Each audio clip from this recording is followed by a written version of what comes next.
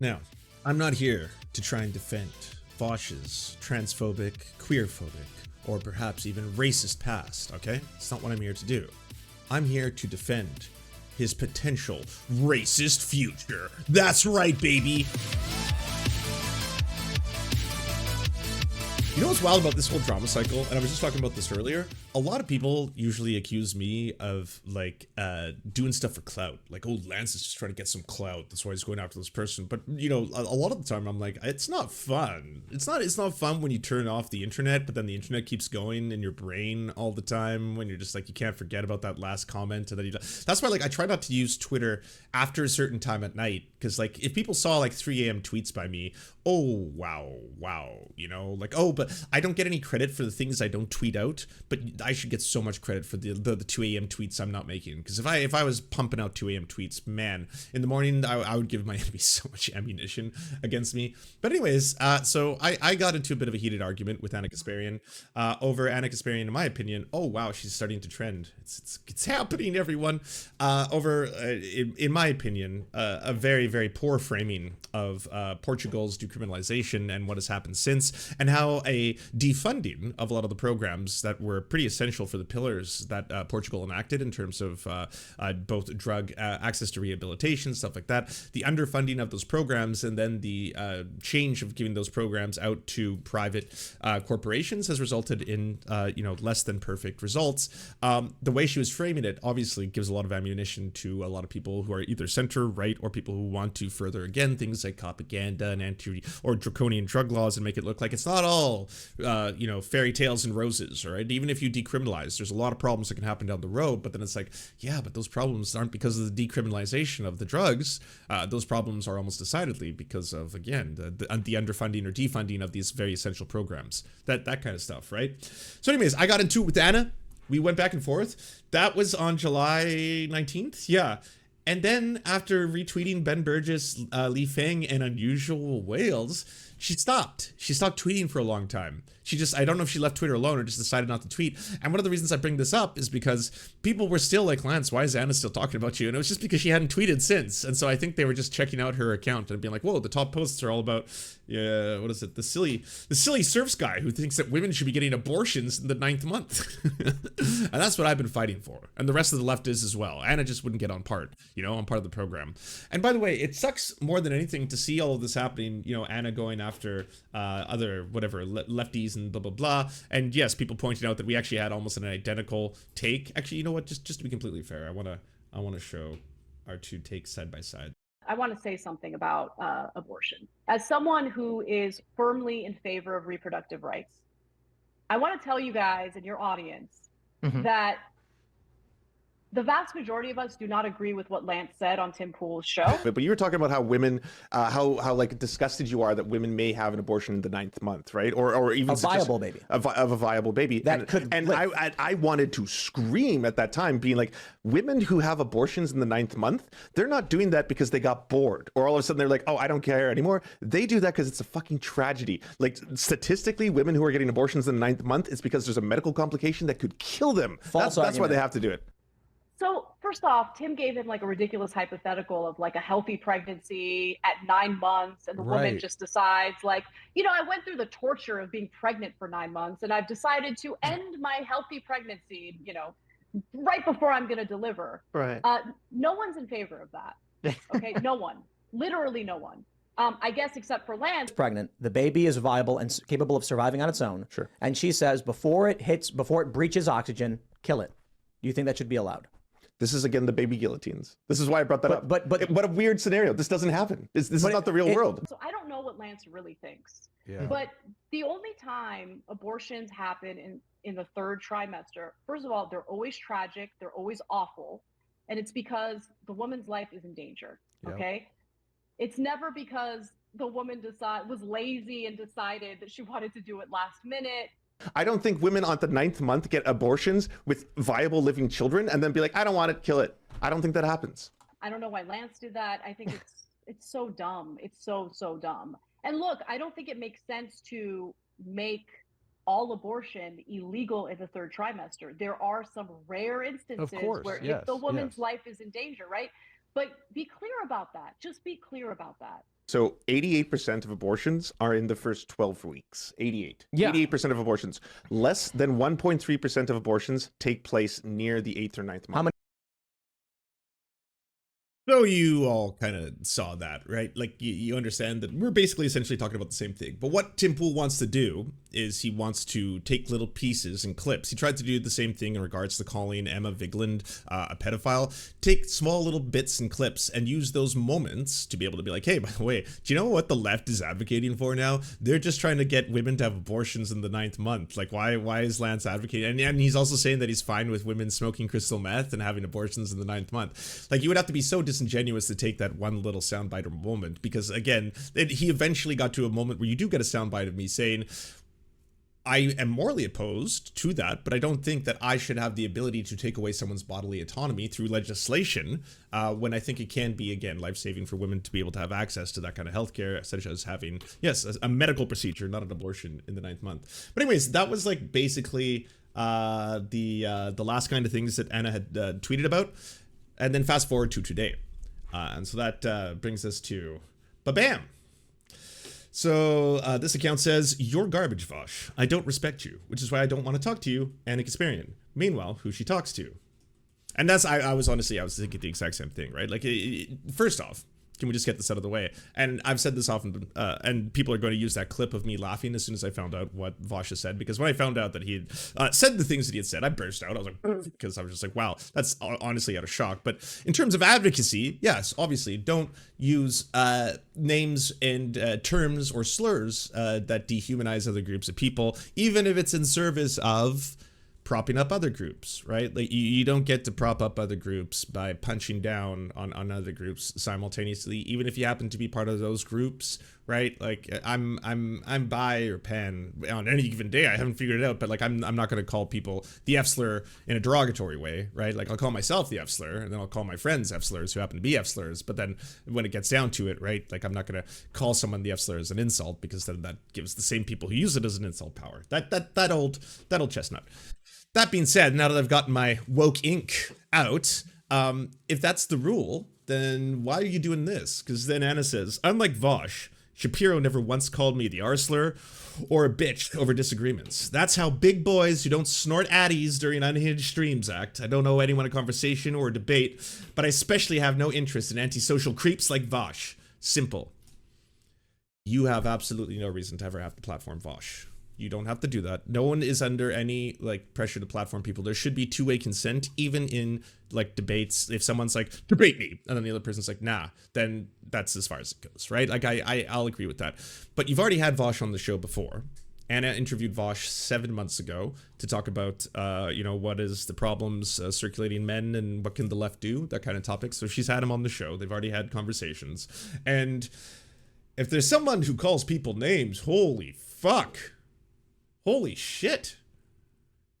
Like, I'd be hard pressed to find a single like daily stream of Ben Shapiro where he is not calling trans people dehumanizing language, calling them insane, calling them all kinds of fucking horrible things. He intentionally misgenders them. He intentionally never uses the right pronouns. He is actually fucking famous for never using the proper pronouns. He'll say that as a point of fucking pride. He'd be like, yeah, no, I'm never going to call he a she or a she a he, ever. I'm never going to do that, even if you want to, because it's just not biologically reality. That's what he became famous for. He was saying that to a trans woman at the time. And eventually she was like, if you keep talking like this, you're going to wind up in a hospital or something like that. That's one of the most famous early Ben Shapiro viral clips that came out. So Ben Shapiro has a lifetime of calling trans people the worst fucking names in the world. He does nothing but call them names. And I'm going to be honest, by the way, this entire thing, like, it's only the left who are immature and call people names. The right don't do that.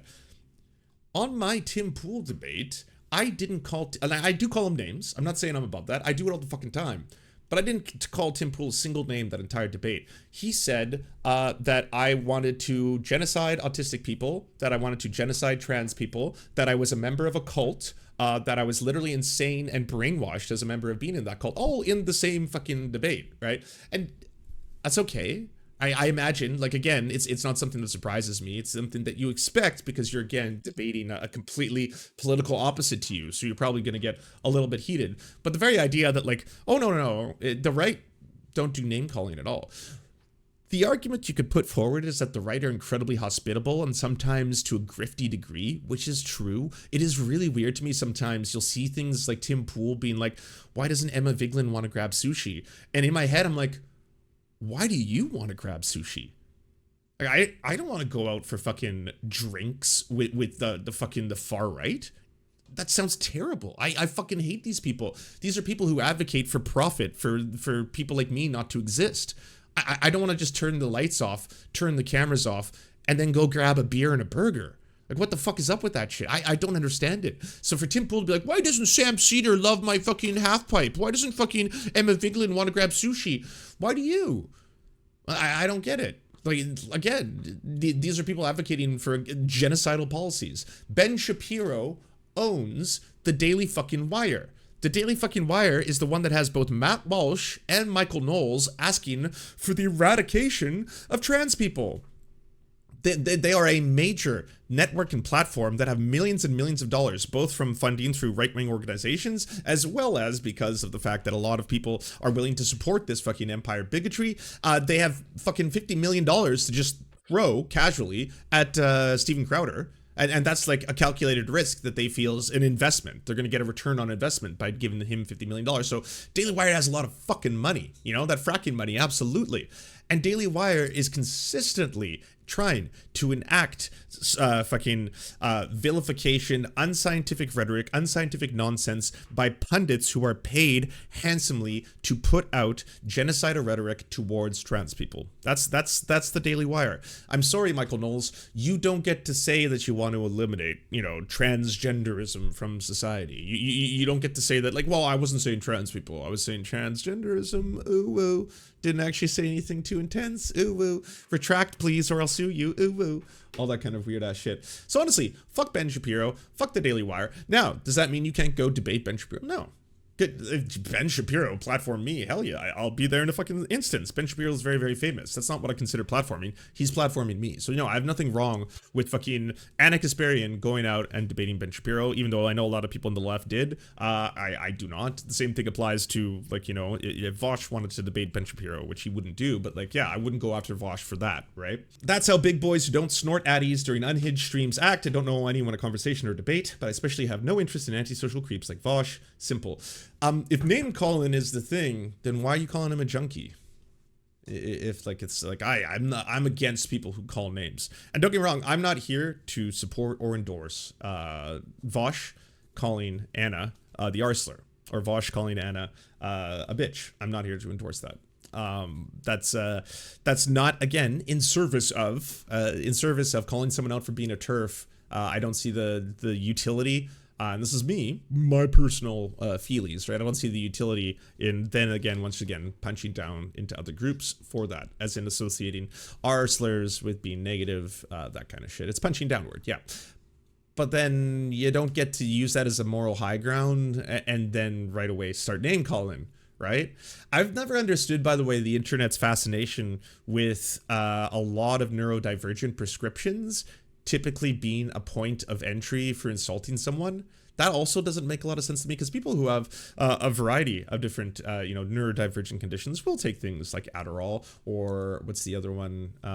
There's a whole bunch of them. They're basically highly refined amphetamines and stimulants in order to, for people who have ADHD, for example, there's a lot of the aspect where you don't, I believe, it's either serotonin or dopamine, one of the two.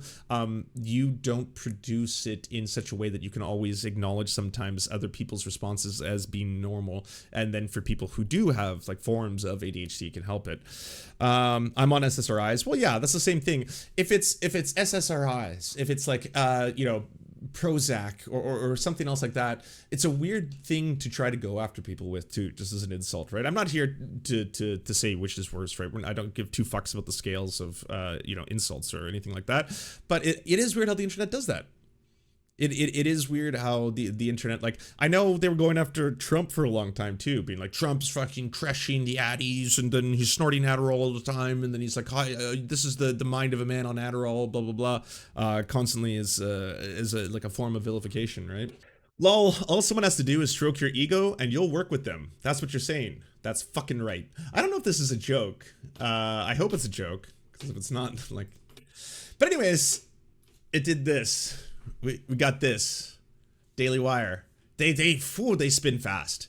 Daily Wire is just like blah, blah, blah, blah, blah. Anna Kasparian lauded Shapiro's fairness after being mocked again for speaking with him.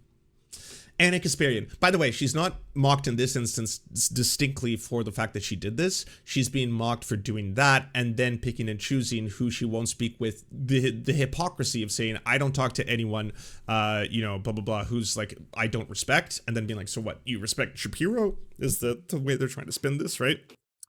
Anna Kasparian, co-host of the popular progressive online news show The Young Turks, lauded Daily Wire editor emeritus Ben Shapiro's fairness in a conversation with someone who pillared her for conducting interviews and debates with him.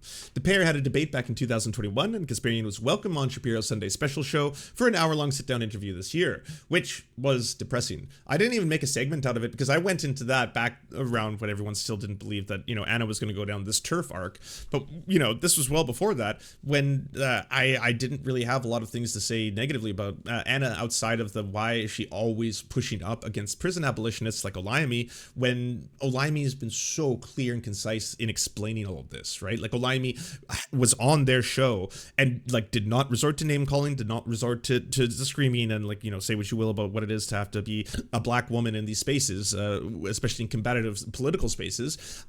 And then afterwards, they were like, well, okay, when you put it like that to a certain amount of things, this doesn't sound so outlandish, this doesn't sound so outrageous. And then right afterwards, both of them, both Cenk and Anna, both of them doing this whole like, yeah, so, there's these leftists that apparently they call themselves abolitionists and they're just completely fine.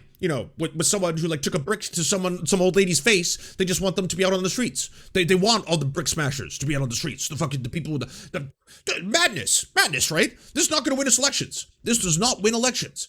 And it's like, well, yeah, if that's what they genuinely believed, I agree. And also if that's what they advocated for, I agree on both counts. That would probably be bad. But they don't, and they don't. Like I've been accused of the same thing in relation to this abortion shit, where it's like, well, yeah, I mean, I'm sorry, but like, we got to call it out. All right. Lance of the Serfs, like, he wants the women to have abortions in the 9th month and smoke crystal meth. Insanity. Guy's insane. What can I say? That doesn't win us elections. Not only does that not win us elections, but like at the end of the day, it's just poor messaging on behalf. And he doesn't speak for us. That part's true. I don't. No one speaks for anyone. If you're a leftist, you're not a leftist because of, your favorite content creator is a leftist or your favorite blah, blah, blah. Deep in your core, you're eventually going to reach that road because it's what you are looking at in terms of the rest of the world and how everything operates. And then you want answers. Then you're like, why does this cause this? And then you're like, that causes that because of that. And then eventually as you work your way down a pathway, you'll be like, okay, so why is our economic system producing these outcomes? Are those outcomes fair? They're not. And that's why they replicate. And that's why it gets bigger and worse. Okay. All right. Yeah. So I guess, I am a leftist in that I think that workers should own the means of production. It has nothing to do with the fact that Hassan Piker is really hot. I mean, that's cool that those two things line up, right? Hassan Piker is very, very hot. And also I think workers should own the means of production. But if Hassan Piker stopped being hot, or if he suddenly turned out to be some kind of like neo-Nazi and I didn't like him anymore, that's fine. That wouldn't change this thing. The same thing applies to when both sides are being mean to you. Because like, TYT has been kind of mean to me for a while now, right? They've been making up lies. They've been twisting and contorting what I've been saying. And I've also got Cenk doing the most amazing impression of me that exists on the internet. But like, saying things that are just fundamentally not true. Okay, I'll name a name. Lance of the Serfs. Yeah, he's so pure. And I'm like, okay, that's awesome. I'm glad that's there. But yeah, but that doesn't change the fact now. I'm not like, oh, well, some progressives were mean to me. Fuck all those beliefs and ideas. If Vaush is mean to you, that's kind of on brand, right? Vaush is mean to a lot of people. That doesn't or shouldn't change your beliefs relative to whether or not you think. Like, if you genuinely sit by that standard, where I don't like name callers. I don't like people who call each other people names, call each other bad things, like drug addicts and junkies or stuff like that. I don't like that. And so because of all of that, because I'm against people doing that, that's why I wouldn't speak to someone like Vaush. I'm far better with someone who doesn't call people names like Ben Shapiro. And then I'm just left clean up your room. Aghast because I'm like, well, yeah, but Ben Shapiro won't stop calling trans people the worst things in the world. He's famous for misgendering. He's famous for using the wrong pronouns. He says as a point of pride all the time, I will never call a he a she or a she a he. And it's like, cool story, bro. You're a dick. Like, that's all I think when he's like, well, what about these fucking medical procedures? 6-year-olds, irreversible. It's like, gender affirming care for a 6-year-old is affirming their gender. That's it. Just use the pronouns they want. Use the name they're asking you to name. Just because you can't be a dick, and even though like it shows demonstrably, study after study, that it will alleviate, ameliorate, or improve their mental health dramatically, that's just so utterly pathetic then, that you are intentionally going to go out of your way. It's more work, by the way. It's more work to try and misgender and misremember someone's like chosen name, and then go through all that to make children's lives more scary, dangerous, and can result in an increase in suicidal ideation. That's fucked up. That's pathetic. Like, you're honestly, you're disgusting. Ben Shapiro. In a post published Thursday on X, Kasparian suggested she is willing to speak to Shapiro because he has shown her respect.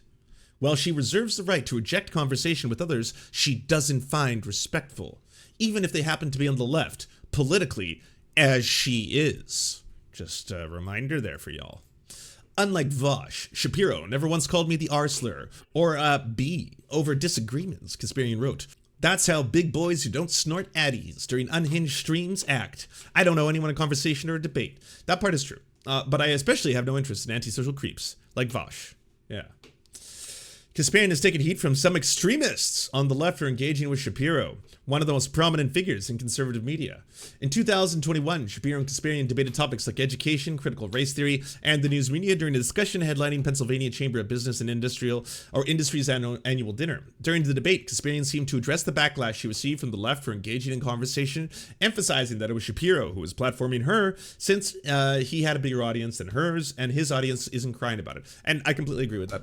I agree. Ben Shapiro was platforming Anna Kasparian, and I find it strange for people to have lost their minds over that aspect. I was complaining because when she was brought onto his show, they barely debated. That's my complaint. Not that she went on his show. Fucking, yeah, take that opportunity. Hell yeah. It's the reason I went on to Tim Pool's show. But like, it didn't feel like a debate. It felt like you just spent the first third of it whining about the left.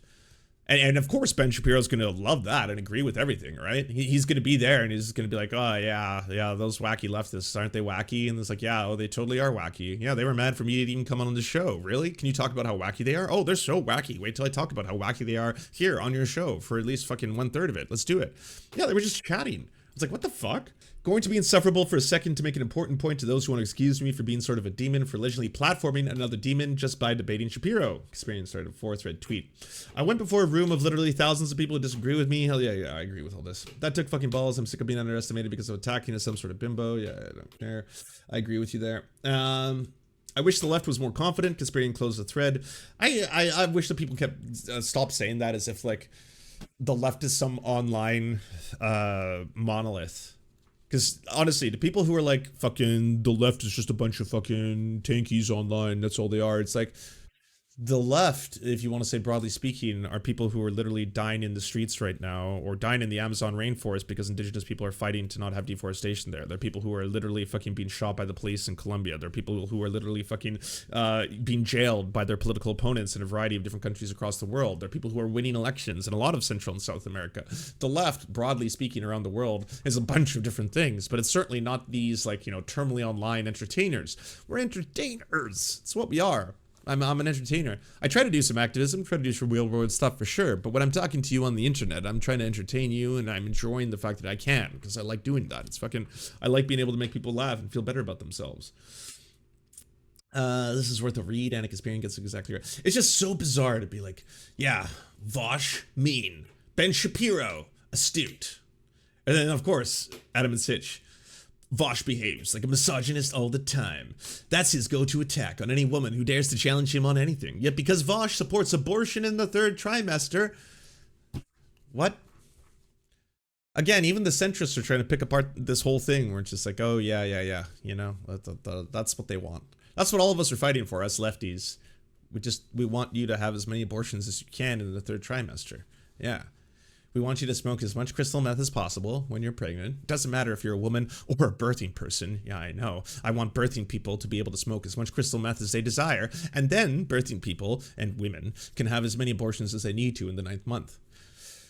That's the left. That's the battle of the left. That's what we're trying to achieve. And we'll get there eventually. You know, you give us enough time.